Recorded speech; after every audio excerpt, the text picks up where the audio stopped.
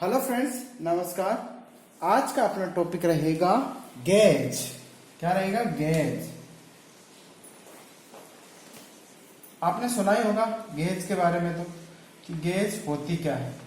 ठीक है, तो आज हम पढ़ेंगे गेज। गेज नाम से समझ में आ रहा है, गेज कोई मापने वाला यंत्र है जिसके द्वारा हम मास प्रोडक्शन में इसको सबसे ज्यादा यूज करते हैं। तो आइए सबसे पहले हम इसकी डेफिनेशन के बारे में जानते हैं कि गेज होती क्या है।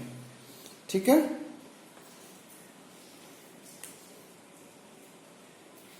गेज मैं आपको बताना चाहूंगा, गेज जो होती है वो एक मापक यंत्र होता है जो मास प्रोडक्शन में काम में लिया जाता है।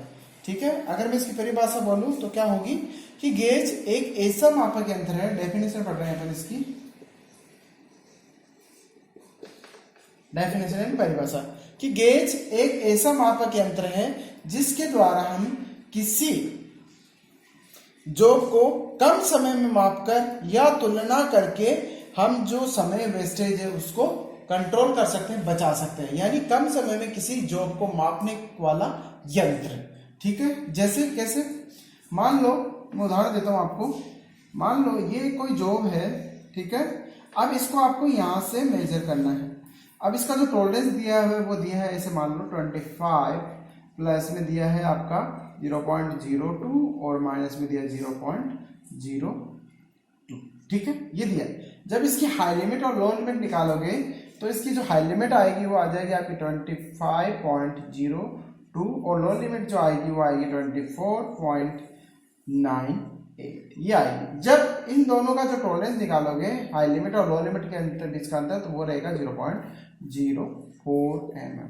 ठीक है, मान लो अब इस जॉब को अपन को मेजर करना है। ठीक है, ये 25 है इसका बेसिक साइज और इसका जो टॉलरेंस दिया वो ये दिया हुआ है।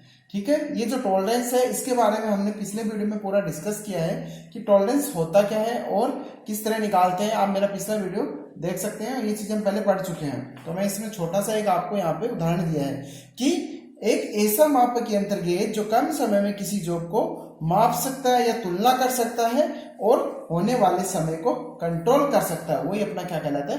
गेज कहलाता है। मान लो इस जॉब को आपको मेजर करना है। अगर आप इस जॉब को इसमें मेजर करोगे, इस चीज में, तो आप किसका यूज करोगे? प्रिसीजन मेजरिंग इंस्ट्रूमेंट जैसे वर्नियर कैलिपर, आपका माइक्रोमीटर, इन चीजों को यूज करोगे।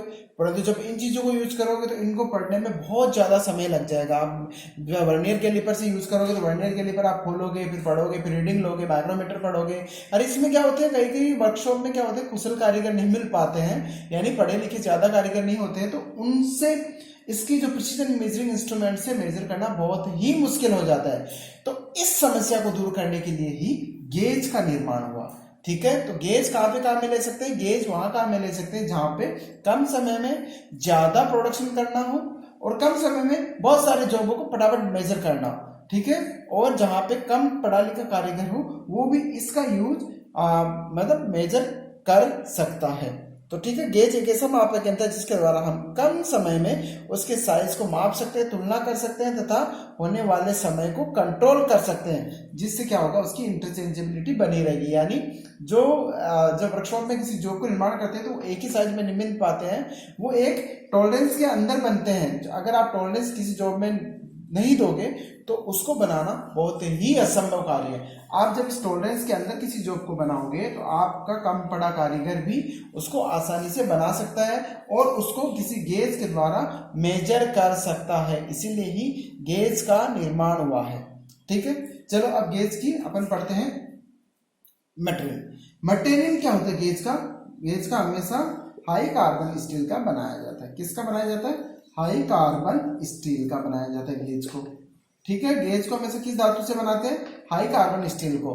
ठीक है, जब हाई कार्बन स्टील का आपने उसको बनाया है तो जब आप उसको मेजर करते हो तो मेजर करते समय क्या होता है, उसके जो पॉइंट्स होते हैं वो कभी कभी घिस जाते हैं, यानी खराब हो जाते हैं, तो उसकी एक्यूरेसी प्रभावित हो जाती है। इस समस्या से दूर करने के लिए जो गेज के जो पॉइंट टिप रहते हैं, जो इसके सरफेस होते हैं, उसको हार्ड और टेम्पर करके उस पर लैपिंग होनिंग कर दी जाती है या उस पर टंगस्टन कार्बाइड की टिप चढ़ा दी जाती है।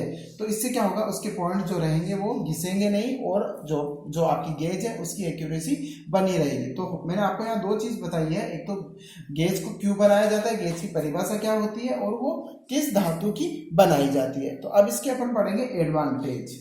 एडवांटेज क्या होते हैं गेज के, उसके एडवांटेज ये होते हैं कि एक तो इससे अपन मास प्रोडक्शन में काम में ले सकते हैं, पहला तो यही हो गया, ठीक है।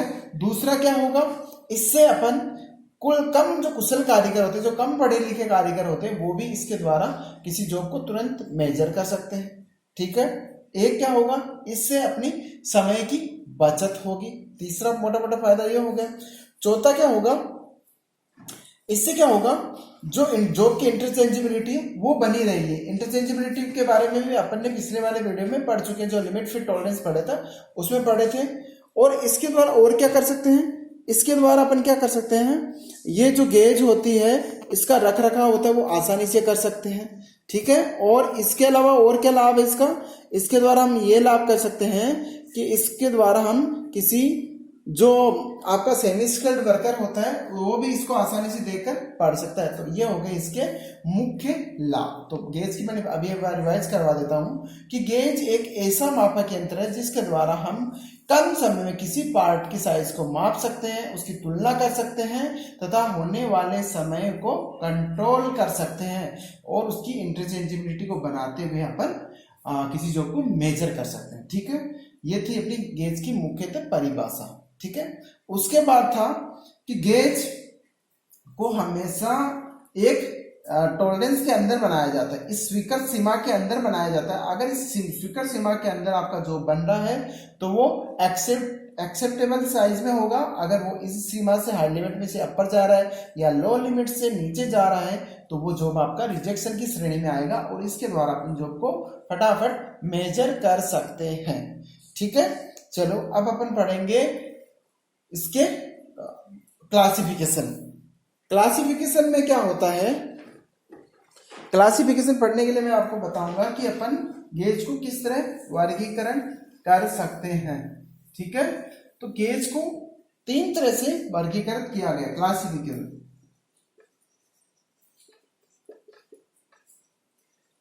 क्लासिफिकेशन ऑफ गेज, ठीक है। गेज का वर्गीकरण, क्लासिफिकेशन क्या होता है, वर्गीकरण। इसको तीन टाइप से वर्गीकृत किया गया है। पहला है आपका वर्कशॉप गेज, वर्कशॉप गेज। दूसरा है आपका इंस्पेक्शन गेज,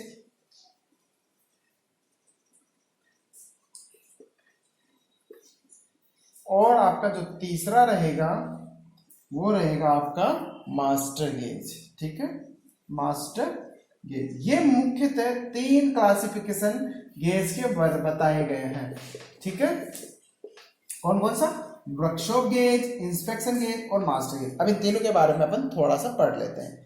देखो वर्कशॉप गेज क्या होता है, वर्कशॉप गेज वो गेज होता है जो वर्कशॉप में जब कारीगर काम करता है तो जो वो पार्ट्स को बनाता है उसको मेजर करने के लिए जो गेज काम में लेता है वो आपका क्या कहलाता है, वर्कशॉप गेज। क्या कि वर्कशॉप में काम करते समय मशीन पर जब कोई कारीगर पार्ट्स को बनाता है तो उस पार्ट्स को मेजर करने के लिए जो गेज काम में ली जा रही है यानी वो होगी आपकी वर्कशॉप गेज। यानी इसको हमेशा वर्कशॉप में काम में ले जाते हैं, इसके नाम से समझ में आ रहा है कि वर्कशॉप में काम में ली जाने वाली गेज, ठीक है। दूसरी है आपकी इंस्पेक्शन गेज। इंस्पेक्शन गेज क्या होती है, जब आप वर्कशॉप गेज को वर्कशॉप गेज को काम में लेते हो, जैसे आपके वर्कशॉप गेज बहुत प्रकार की होती है, स्नैप गेज होती है, रिंग गेज होती है, प्लग गेज होती है। इन गेजों को जब आप काम में लेते हो तो क्या होता है, उनमें कुछ त्रुटि आ जाती है, काम करते करते वो उसके जो पॉइंट्स होते हैं मेजरिंग वाले वो घिस जाते हैं।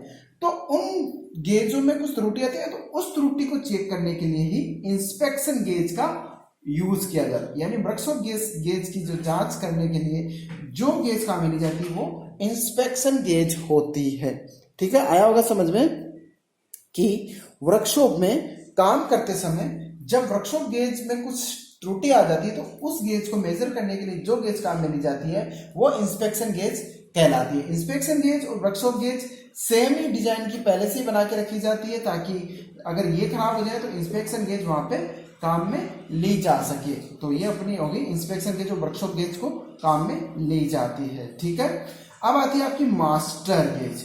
ये जो मास्टर गेज होती है, क्या होता है, जब आप वर्कशॉप में वर्कशॉप गेज या आपकी जो खराब हो जाती है, इंस्पेक्शन गेज खराब हो जाती है, तो इन दोनों को मेजर करने के लिए जो आपकी तीसरी गेज होती है वो मास्टर गेज होती है, और ये हमेशा एक पर्टिकुलर इंस्पेक्शन रूम में ही रखी जाती है। इसको आप वर्कशॉप में काम में नहीं ले सकते हो। इन दोनों को मेजर करना होता है, तब अपन मास्टर गेज को निकालते हैं और इन दोनों की जांच करते हैं। अगर इनको त्रुटि हो तो अपन इसको बदल देते हैं या इसको रिपेयर कर सकते हैं। रिपेयर करके फिर मास्टर गेज से अपन जांच करेंगे और इन दोनों की त्रुटि को दूर कर सकते हैं। तो समझ में आया होगा तीनों गेज। वर्कशॉप गेज क्या होती है? वर्कशॉप गेज वो गेज होती है जो वर्कशॉप में कारीगर द्वारा मशीन में पार्ट्स को जांच करने के लिए किया जाता है। फिर इंस्पेक्शन गेज वो गेज होती है जो वर्कशॉप जो गेज होती है उसको चेक करने के लिए काम में ली जाती है, और मास्टर गेज जो होती है वो हमेशा टूल रूम में काम में ली जाती है, और इन दोनों गेजों को मेजर करने के लिए वहीं ले जाकर चेक किया जाता है। तो ये जो गेज होती है ये अपने एक पर्टिकुलर मतलब गेज को चेक करके वापस अपने स्थान पर वापस रख दिया जाता है, इसलिए इसमें त्रुटि आने की संभावना बहुत ही कम रहती है। इसलिए मास्टर गेज होती है, इसको अपन रेफरेंस गेज भी बोल सकते हैं, और इसका दूसरा नाम कंट्रोल गेज भी बोला जाता है। इस तरह ये गेज वेरी इंपॉर्टेंट गेज होती है। तो आप आज हमने पढ़ा गेज की डेफिनेशन, गेज की मेटल्स, गेज के लाभ, गेज को क्यों यूज किया जाता है, और उसका क्लासिफिकेशन। आई होप आपको हमारा वीडियो समझ में आया होगा, तो आप हमारे वीडियो को लाइक कर दीजिए। इसके साथ ही हमारी वीडियो को आप चैनल या वीडियो को लाइक करें, शेयर करें, सब्सक्राइब करें, साथ ही बेल आइकन का नोटिफिकेशन जरूर प्रेस करें, जिससे मेरे लेटेस्ट वीडियो आपको सबसे पहले मिलते रहे। आगे हम पढ़ेंगे गेज के प्रकार। तो दोस्तों बने रहिए हमारे साथ, मिलते हैं अगले वीडियो के साथ। तब तक के लिए bye bye, tata, take care.